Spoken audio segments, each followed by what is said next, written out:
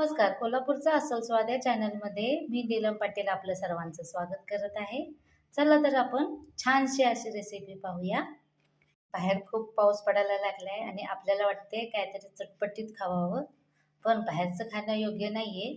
म्हणून मी आज तुम्हाला एक असा नवीन आगळा-वेगळा पदार्थ करून दाखवणार आहे. सर्वांनाच तुम्हाला खूप आवडेल. 1 वाटी छोले घेतलेत बघा. छोले रात्रभर पाण्यात भिजत घालायचे. छोले बुडतील एवढं पाणी आपल्याला पातेल्यात घालायचंय. आपले छोले चांगले भिजलेत बघा. आता यातलं पाणी काढून घेऊया आणि छोले शिजवून घेऊया.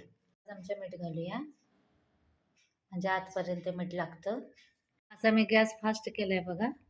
आता आपण 2 शिट्या करून घेऊया. छोले चांगले शिजतील.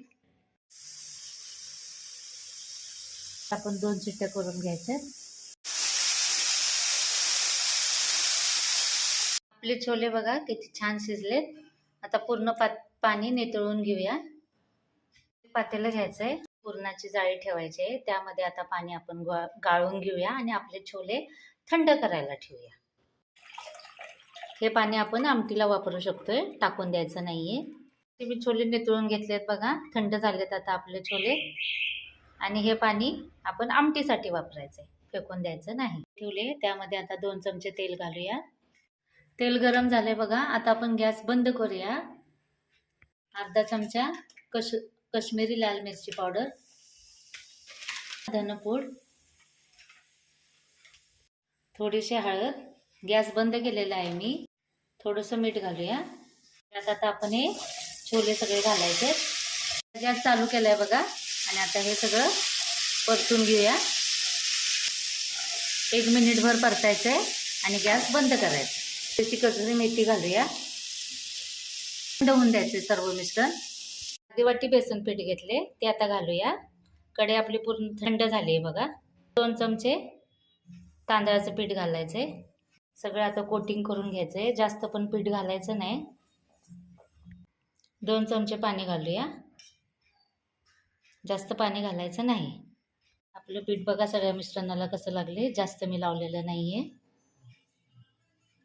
कढई ठेवली आहे. तेल गरम झाले बघा. आता आपलं गॅस मध्यम करायचा आहे. गॅस आधी एक टाकून बघायचा तेल चांगलं गरम झाले का. झाले बघा. आता आपण घालूया याच्यामध्ये. गॅस मध्यम करायचा आहे. जास्त पण सोडायचं नाही. जेवढं कढईत बसेल तेवढं सोडायचंय. 1 मिनिटाने बघा थोडासा चमचा असा फिरवायचा आहे. गॅस कमीच ठेवलाय मी.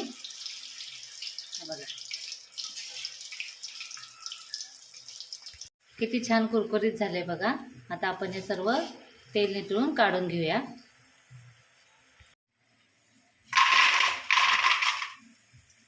फास्ट करायचं आहे. आता आपण उरलेलं सगळं सोडून घ्यायचं ह्याच्यामध्ये. भाजणार नाही याची काळजी आपणच घ्यायची. आपली काळजी आपणच घ्यायची. आणि सांगितलेलं सर्व साहित्य बरोबर आहे. अजिबात तिखट झालेलं नाहीये. मीठ सुद्धा बरोबर आहे. ह्याच पद्धतीने तुम्ही करा. 4 माणसांना सहज पुरतील एवढे आपले स्नॅक्स तयार झालेत बघा. बाहेरून क्रिस्पी आणि आतून एकदम मऊ असे आपले स्नॅक्स तयार झाले आहेत बघा. ही रेसिपी तुम्हाला आवडली असेल तर लाईक करा, शेअर करा, सबस्क्राईब करा. तुम्हाला कशी वाटली हे कमेंट करून मला सांगा. धन्यवाद.